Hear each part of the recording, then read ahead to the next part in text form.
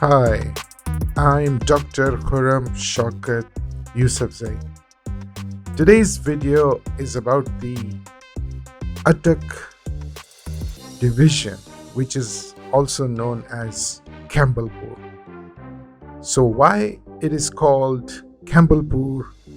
Because this name was changed in 1978 back to Attock.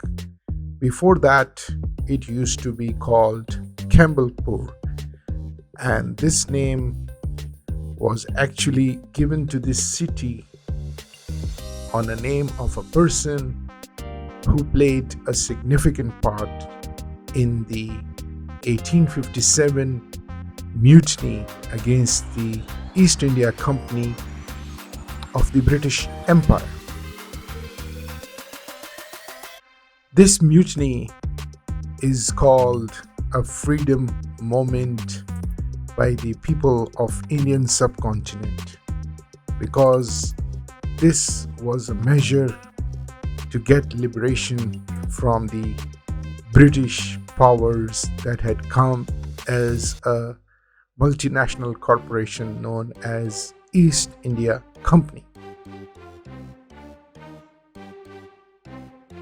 This beautiful city of Attock forms the border between the current province of Khyber Pakhtunkhwa and the province of Punjab. Pakistan has got 4 provinces, and this is the one which forms its border. So the district of Nowshera touches with that of the district Attock. Attock is actually a division under which the Attock district, Hasanabdal, Va and Texla also comes, as well as Chakwal in the past. From Khyber Pakhtunkhwa, if you go on the Grand Trunk Road, which was made by Sher Shah Suri Yusafzai, you would reach this place and you would be greeted by this beautiful bridge called Khairabad Bridge. This Attock bridge actually connects the rest of Pakistan with Khyber Pakhtunkhwa. General Colin Campbell was the name on whose name Attock was named as Campbellpur in 1857. He was the general of the British Army who was actually promoted a general in 1857 in emergency to save the mutiny against the East India Company. There is a monument in England named after him in UK.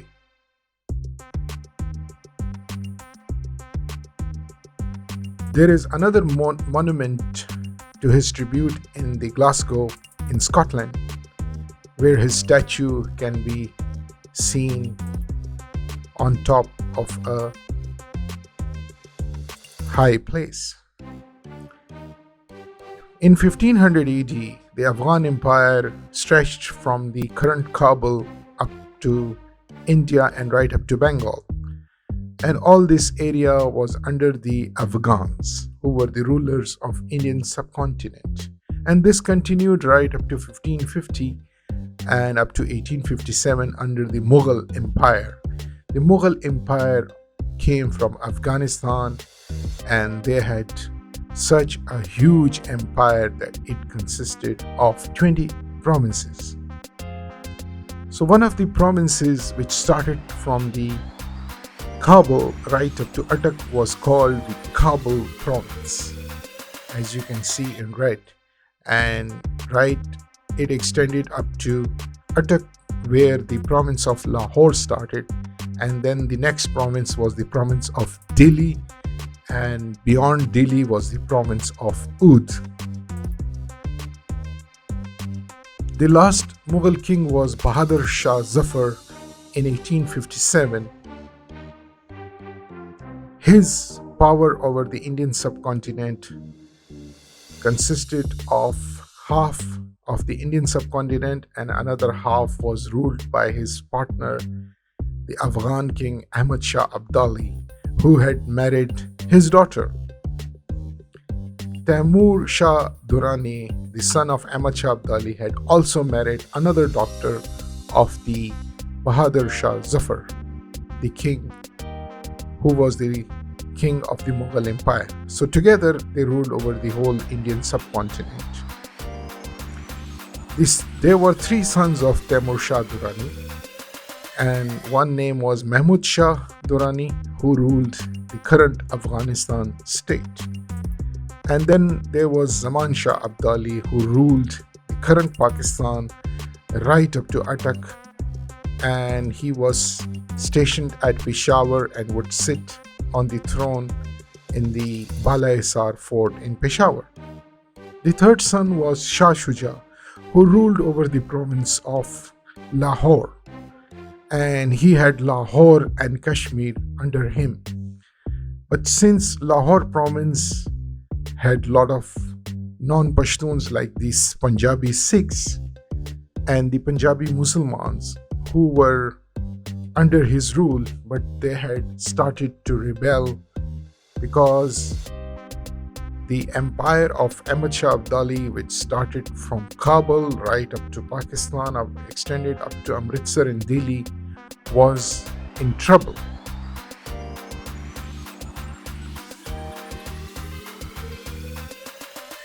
The trouble started when the foreign superpower by the name of British East India Company came into the Indian subcontinent, and it started its control over the Indian subcontinent from the part of Bengal and the UP provinces. So the Bengal was the place where, after defeating Tipu Sultan, they established a Bengal presidency or a province which they called UP, United Provinces, or Uttar Pradesh. So they established a Bengal presidency, and from there they started to march towards Delhi, Lahore, and towards the Afghanistan. The British East India Company was a multinational corporation, and it was controlled by the Queen after 1857 directly. Before that, the East India Company was run by the directors, and people used to call it the Company Bahadur. So East India Company established a partnership with Ranjit Singh. Ranjit Singh was a Gujar, and he belonged to Gujranwala. So with the help of the Gujars and the Ranjit Singh of Gujranwala and Lahore, and with partnership of Shah Shuja, because Shah Shuja wanted the complete empire of Ahmad Shah Abdali, and he wanted to defeat his brothers Mahmud Shah and Zaman Shah. So he also joined with the British, and together the Lahore province went under control of the triad of the East India Company, the Ranjit Singh, and the Shah Shuja. And this extended right up to Attock. As you can see, the governor of Attock was under Shah Shuja Jahandad Khan, and in Kashmir there was Ata Muhammad, and there was Ahmad Khan in Sial, and Nawab Muzaffar Khan in Multan. So the crescent-shaped flags are those of the Duranis, and in Lahore and Amritsar, the Sikhs took over control with the connivance of the British after they formed an agreement called the Amritsar Agreement, and then later they formed the Lahore Agreement, which gave them the total control of Amritsar and Lahore in partnership with Ranjit Singh. And together they formed a commissionerate based in Lahore under the Lawrence brothers. They were stationed at Firozpur, and they would control the areas under the Lahore province, which is now known as the Punjab. The last Mughal king, Bahadur Shah Zafar, power started to wane, and his sons, like the Mughal Khizr Sultan and Mirza Mughal were also active in ruling, but their power was waning. And because their total control was just around Delhi, and right next to Delhi was the Nawab of Oudh, who was arrested by the East India Company. So his wife, Begum Hazrat, and the Rani of Jhansi, and their third partner, who was Nana Sahib, Peshwa number 2 of the Marhatas, together they rebelled under the leadership of Tante Topi. Topi means that he wore the cap of the leadership, and he was also assisted by Diwan Azimullah Khan, who was the Wazir of the Nana Sahib. So Tante Top, Diwan Azimullah, and the kingship of the Oudh province and the Rani of Jhansi, together they started to give very tough time to the East India Company. So Brigadier General John Nicholson, who was stationed in Attock, Campbellpur, and he had the control of the Attock fort in partnership with the Sikhs, and also there is a monument near Texla in Attock named after him because of his role in the 1857 control of the mutiny.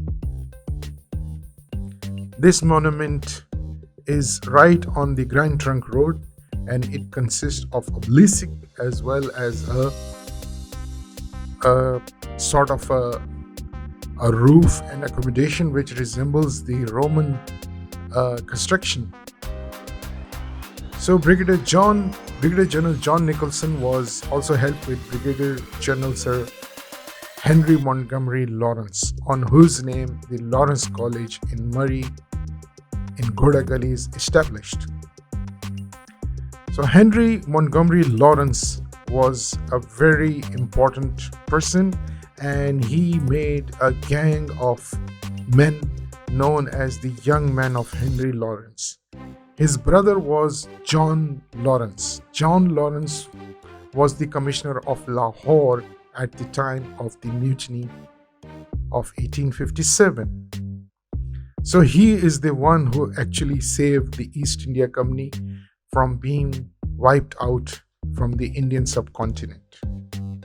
Because at that time, the East India Company was busy in Peshawar fighting the Durrani Afghan Empire, and their forces were also there. So John Nicholson's loyal secretary was Muhammad Hayat Khan, who is the father of Sir Sikandar Hayat Khan. He was actually helping in recruitment of the local Khans or the Punjabi Muslimans, and also Sikhs for the young men of Lawrence, whose names are shown here.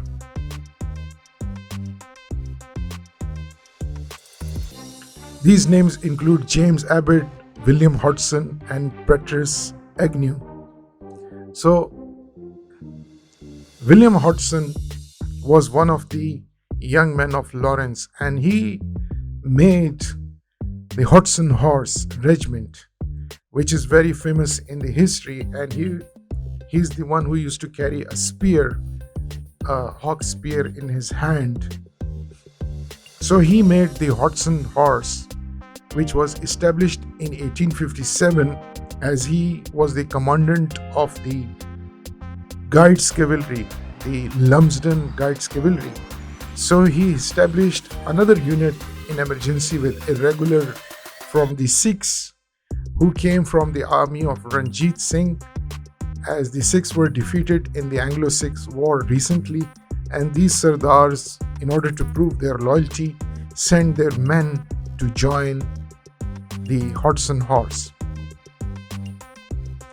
These men were the first ones to wear the khaki uniform, which is brown in color to match the dusty environment of the Indian subcontinent, and the horse and horse and the guides cavalry both had the honor of wearing the khaki uniform, and the khaki cloth was imported from England, and this was provided by the Hodson's brother from UK, who was a reverend.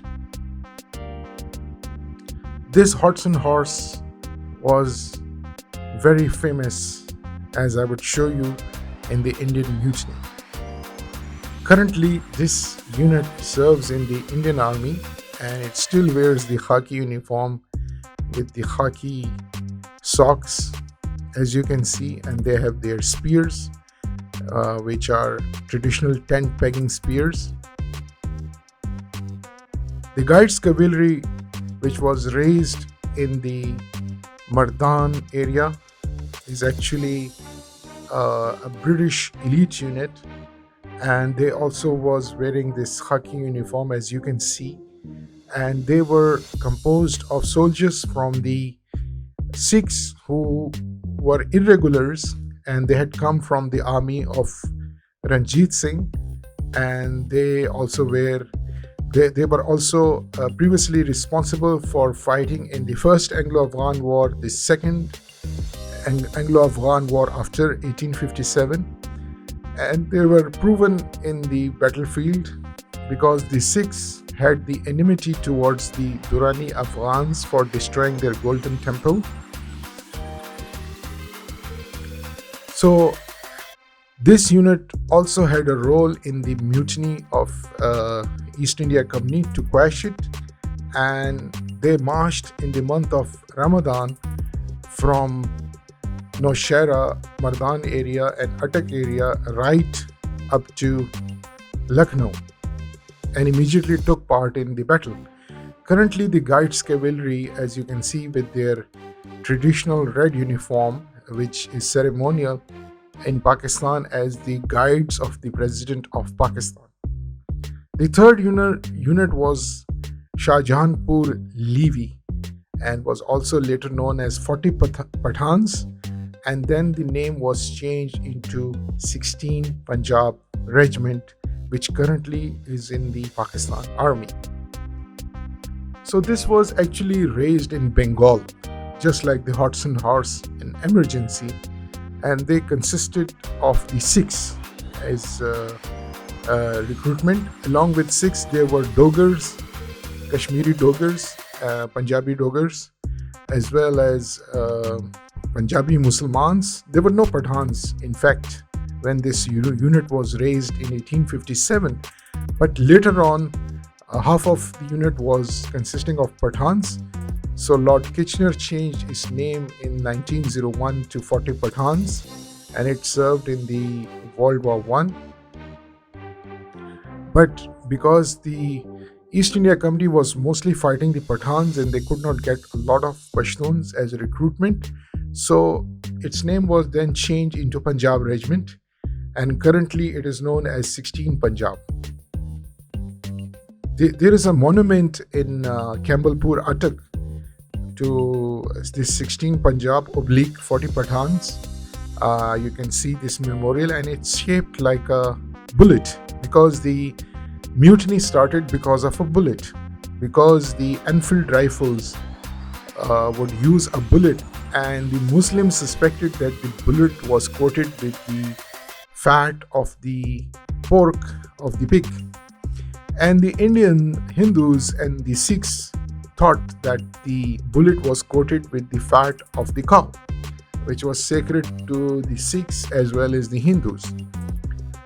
So the Hindus also rebelled and the Muslims also rebelled, but the Sikhs did not, because the Sikhs were more loyal to the British after losing their leadership as Ranjit Singh, and later on his son Dalip Singh was taken to England and made servant of the Queen of England after he took the diamond called Koh-i-Noor, which he had obtained from Shah Shuja, and presented it to the Queen. In order to give legitimacy, Dalip Singh was detained in the castle of the Queen of England, where he died later on, finishing the legacy of Ranjit Singh.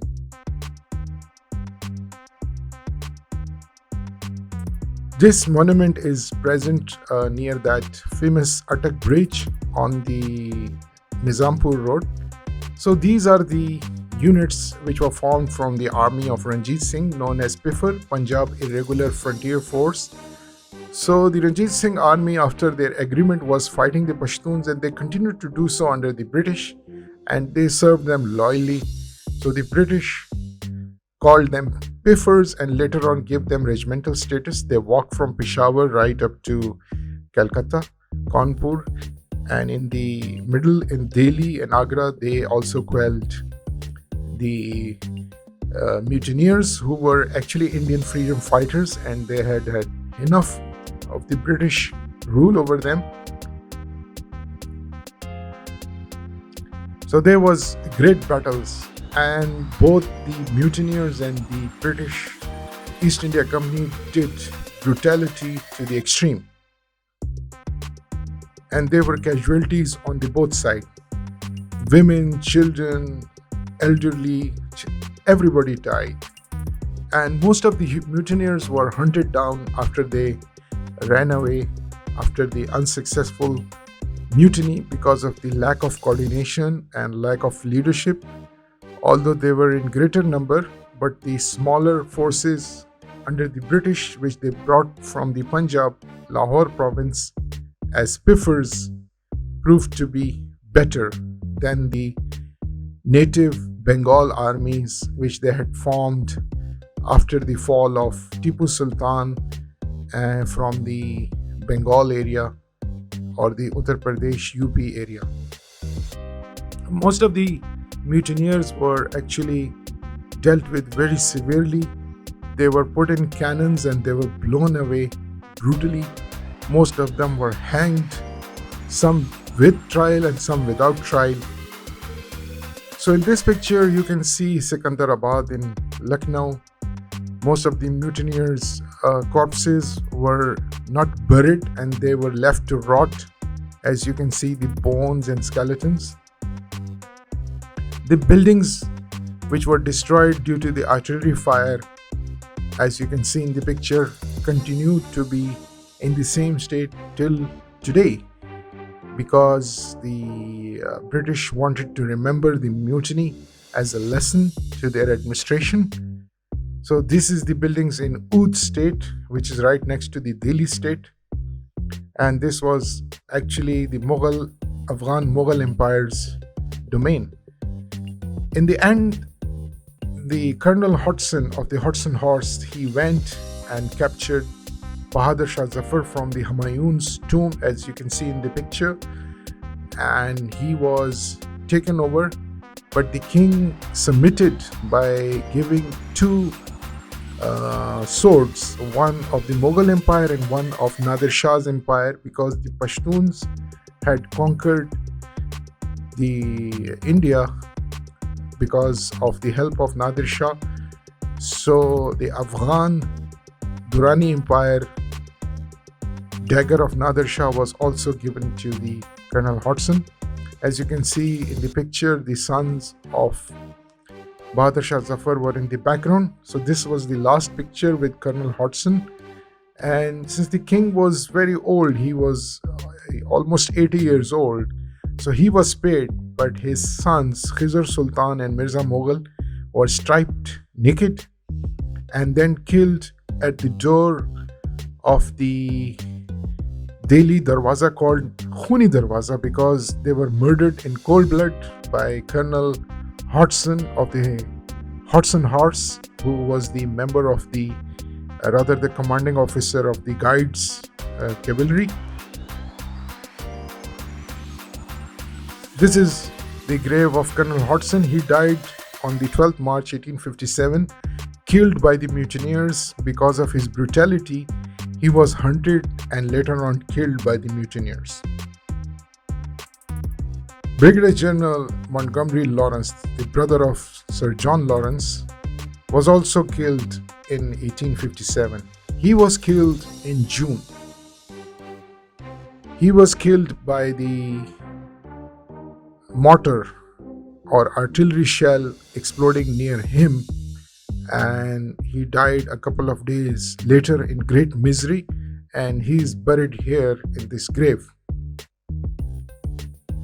This is the house where the shell came down and hit him, killing him. This is the house of the doctor, the surgeon who was part of the British Army at that time.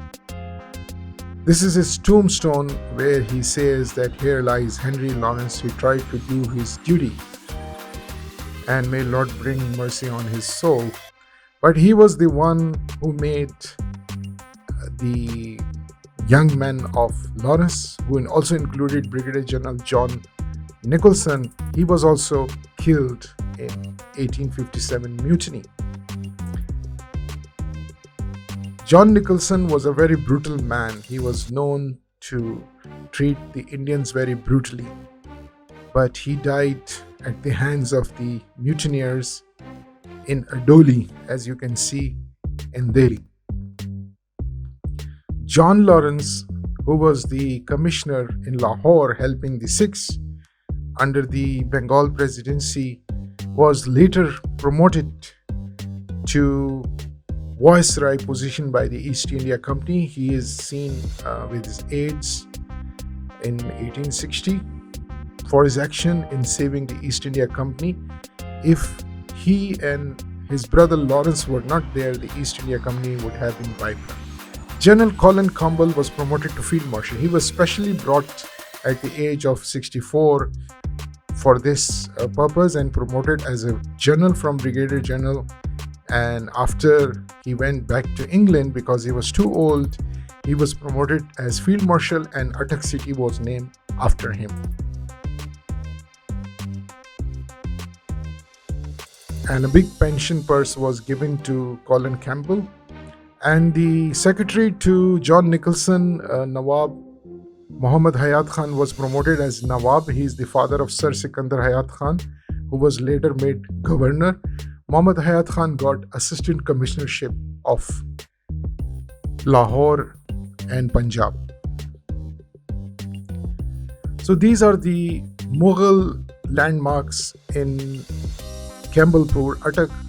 As you can see, these belong to 16th to the 17th century.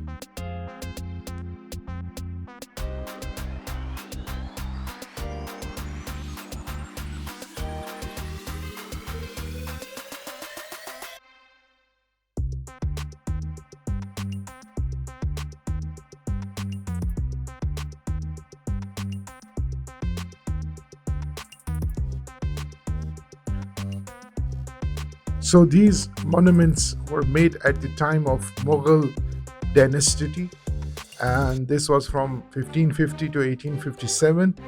And the Mughals used to control the whole Indian subcontinent at the time of Akbar. So Akbar constructed this fort because of its military importance, and since it formed the border between his Lahore and Kabul province, this had a great significance. Although this fort was present at the time of Delhi Empire, which was before 1550, the Afghan Delhi Empire, but he made it solid. And Shamsuddin Khafi was his chief constructor, who is also buried here. And his wazir, his name was Bahram Khan, used to sit here.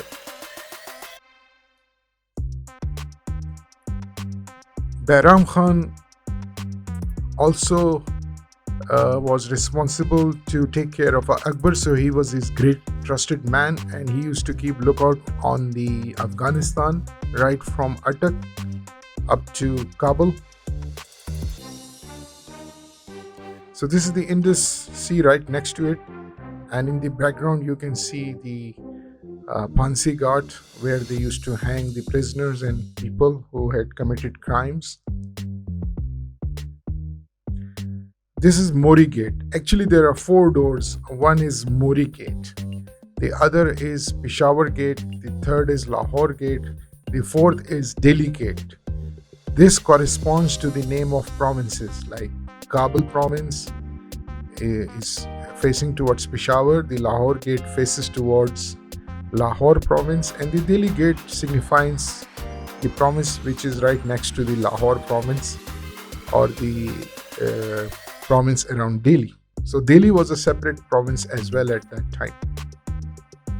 In the background you can see the Attock Khairabad current pull, which is used by the traffic. The current is occupied by SSG, Special Services Group, Pakistan Army, and it's not open to the general public. So there is a beautiful view of the river from the mess, as you can see.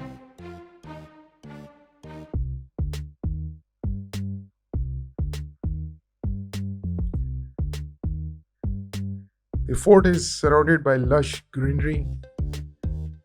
Mostly it is like a Potowar area, which is like a plateau. So not agriculture area, but still it is lush green. This is the well which brings the water, as well as it's served as a Phansi Ghat as well. This signifies a Persian inscription saying that the King Akbar, he made this fort, and the people who can read Urdu can read the Persian as well, because both uses the same script. Pashto also uses the same script. These are the stairs on the walls of the fort. The fort is in a bad condition. It needs to be repaired, and I hope the government opens it up to the public so that the public can enjoy these historical places. From the British area, there is this Attock Bridge, which was made in 1901 with great difficulty because the tribes were at war with the British. So the British engineering marvel. On top the train passes, and in the bottom there is a road for the vehicles, and nearby is the Attock railway station, and inside the station there is a railway museum with the British era steam engine era things stored over there.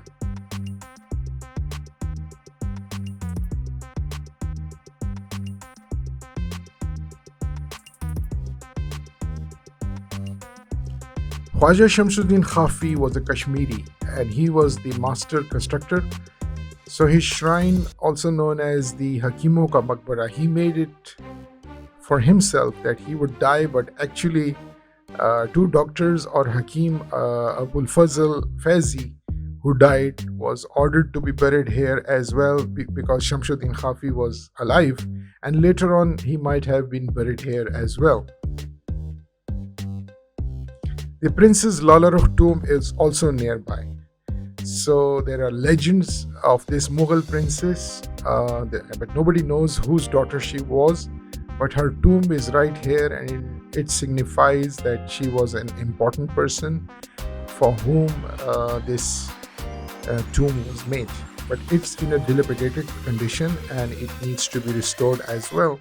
And the government of Punjab is very careless by not doing anything for it.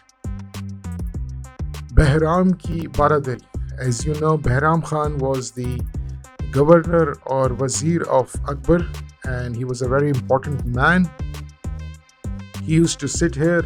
So this Baradari was made for him to address the people from outside. And as you can see, the Baradari, very beautiful, and people will sit here and enjoy the cool breeze coming over the water. And great mahfils or functions would be held here. The Grand Trunk Road is nearby, as you can see in the background, with a petrol pump and cars passing by.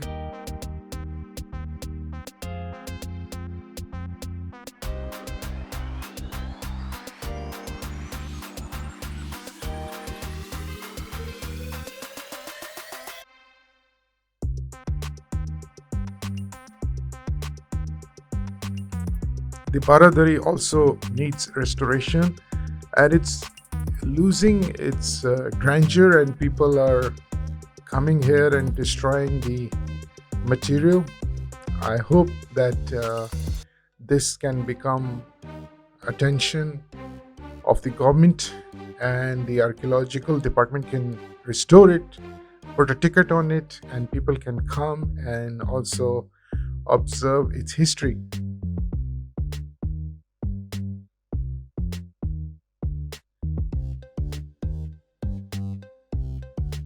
The structures were literally crumbling. The actual reason behind the apathy is the use of this fort by the military, and if this is handed over to the tourism department, I think they can do something to address it, improve it, also make it tourist friendly, and arrange guides and audiovisual equipment could be used so that people can come and visit, and the tourism in Pakistan would definitely increase. Begum Ki Sarai is actually when the royalty like Akbar and Jahangir visited here, when he would go to Kabul or go to Kashmir, he would stay here so their female Begums would enjoy the Begum Ki Sarai and they would be here. In the Campbellpur in Hasanabdal area, there is the Gurdwara Panja Sahib. Guru Nanak, as legend says, he came here and there was a peer nearby who was from Kandahar, known as Baba Wali Kandahari, and he asked for water, and since water was coming from the stream from the top hill, so he this Guru Nanak stayed here at the bottom of a stream, and because of his stay here, and since there were Hindu temples also adjacent to this Gurdwara, which are also here, and because of that, he made his own Gurdwara, and probably nobody knows this Gurdwara was made at the time of Akbar or later on. This nobody knows, but the Sikhs claim that Akbar made it because Akbar was interested in alternate religions like Dini, Ilahi, etc. So maybe he had interest in Sikhism. This is the stairs that go from Hasanabdal towards the shrine of Baba Wali Kandahari, and because of his name, Hasanabdal is known as Hasanabdal because Abdali is the name of the Pashtun from Kandahar.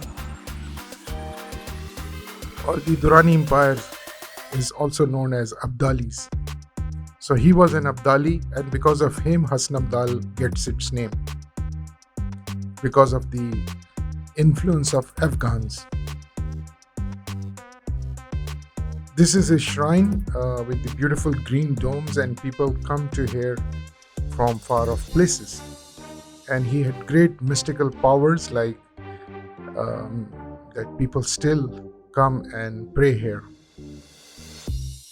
Then is the Attock tomb on the Shershah Suri Road, GT Road, of an unknown person, and there are many myths. Some people say that there is a princess here, some say there is a dancer here, and some people say that the unknown person would be really important, maybe important to Behram or the Behram Khan, the governor, or the Wazir of Akbar, or maybe he was or she was related to Shamsuddin Khafi, or even to the King Akbar or Jahangir, because there is a place called Jahangira in Nowshera area, which is right next to this place in Akoda Khatak. So Jahangira name come also from the King Jahangir. So there was rusted boards over here, and there were and it's right next to GT Road, and there are a couple of hotels right next to it. Apart from rusted boards, nothing has been done to restore this crumbling tomb, and it is in danger of crumbling, as you can see. And the beauty and grandeur has waned off due to the passing of the time.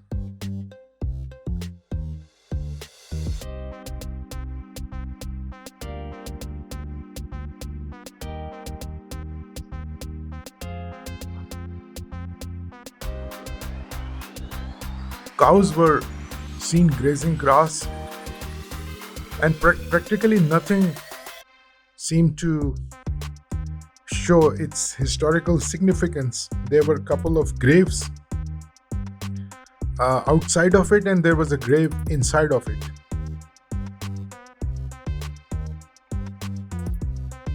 This is the only signboards which were there, and it only warned people of its archaeological significance, but no history was given about the origin of who's buried here and who's buried outside. They could have even write that it belonged to the era of Akbar or the Mughal era, like maybe educate the people that it belonged to their forefathers, and they could have written the dates like 1600 or 1500, the time when Akbar was here, or the Jahangir or Humayun, or the later era 1700s. But the archaeological department of Punjab, their apathy is evident from this unknown tomb on the GT road.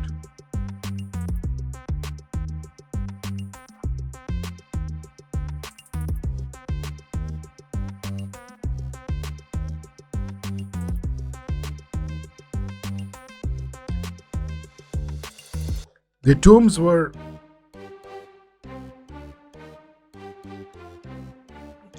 having graves outside, and these graves are also without any description or instruction. Nobody had even tended the grass, and there were a lot of garbage outside, thrown thanks to the hotels nearby. But the tomb had a great grand look, overseeing the beautiful Indus River at it one side, with the metalled road, the Grand Trunk Road, or the Sher Shah Suri Yusafzai Road, which the British changed its name to Grand Trunk Road. There was a dome-shaped structure on its top, crumbling, ready to fall due to the weather effects, and because of the vibration coming from the heavy traffic poses danger to this. But still, the beautiful frescoes were amazing, and some of them were visible if you looked a bit deep. Look at this beautiful fresco with the flower in the middle. So if these frescoes are painted again, and this is painted and it's made a tourist spot with a ticket on it, and people can come take photographs, the younger generation could learn about their past history, about the influence of Afghanistan on the Indian subcontinent and what they did. Maybe these kids would grow up to become a better citizen and understand more about their culture and their past. But it seems the government of Pakistan is not interested in telling the history to the future generation. So this is the valuable assets which we are losing one by one, and these are actually World Heritage Sites, and UNESCO should label these sites and give them protection and protect them according to law and convention.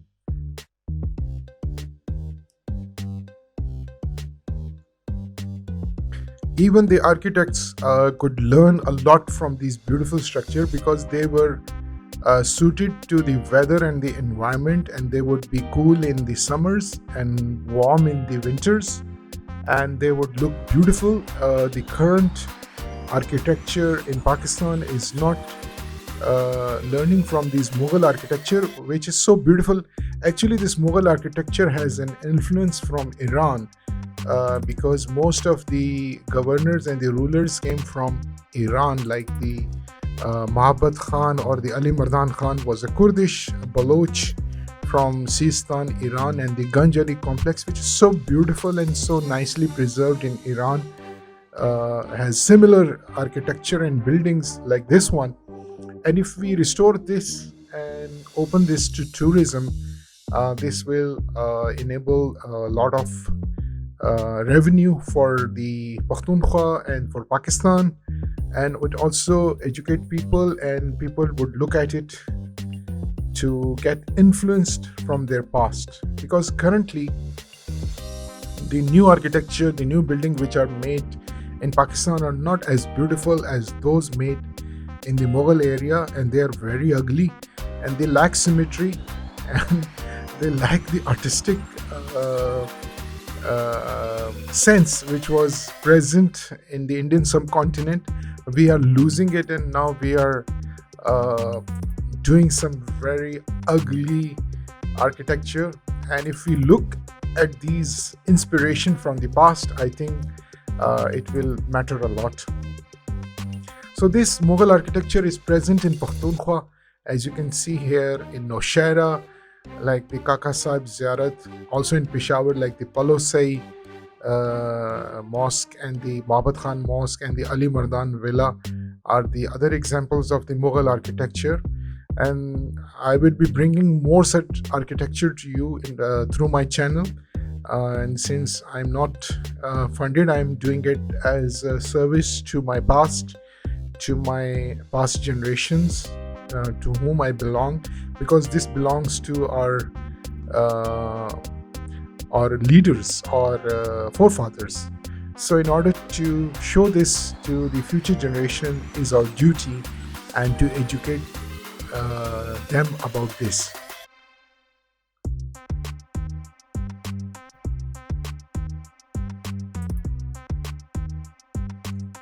Even in the night, this tomb looked beautiful.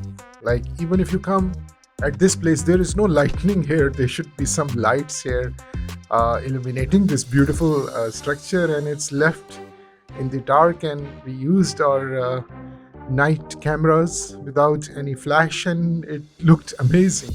As you can see that in night it gives a very nice touch. And I would always wonder, when I was a kid passing the Grand Trunk Road visiting Islamabad from Peshawar, and I would look at this structure and wonder to whom it belonged and who made it. And I'm sure my children and the children now would also think like this.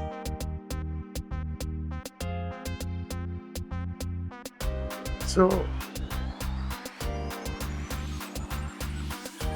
I hope you liked the video on the Campbellpur Attock. Attock is actually a Punjabi word which means to get stuck, because the Ranjit Singh army was really afraid to go from Attock towards the Afghan frontier, which was across the Indus River. And the Afghan frontier means Nowshera, Peshawar, Mardan, Sawabi area. And they never actually went to the current Afghanistan area, which is a myth. A lot of the comments which come on my channel think that Ranjit Singh actually went to Kabul or conquered Kabul or Afghanistan, which is not correct. The current Afghanistan is not the same Afghanistan. The Afghan frontier was actually starting from here, from Attock, and that's the point of my video, because that's from where, because when the British say Peshawar, because at that time Nowshera was also part of Peshawar. It is current era that 1980s Nowshera was separated from Peshawar, and so was Mardan, which was actually made into different districts and divisions later on. Now under Mardan there is Sawabi in Mardan, and Nowshera is a separate division, and Peshawar is a separate division. But in the past it used to be called Peshawar as a whole.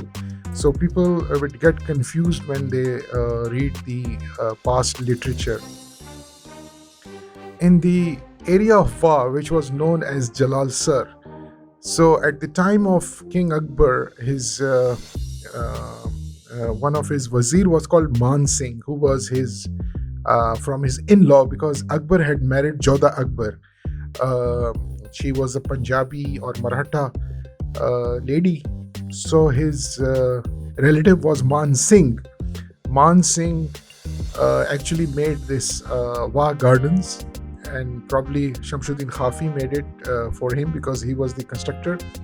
And this is very beautiful, as you can see. Look at the beauty and the geometry of the canals and the bridges and the symmetry and how they made it. And look at the greenery and the and look at the shape of these conduits, just like the Shalimar Bagh. It reminds of Shalimar Bagh, and if it can be restored, it would look so marvelous.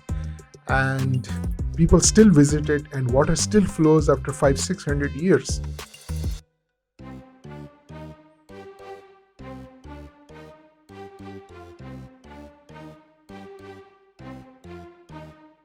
So this beautiful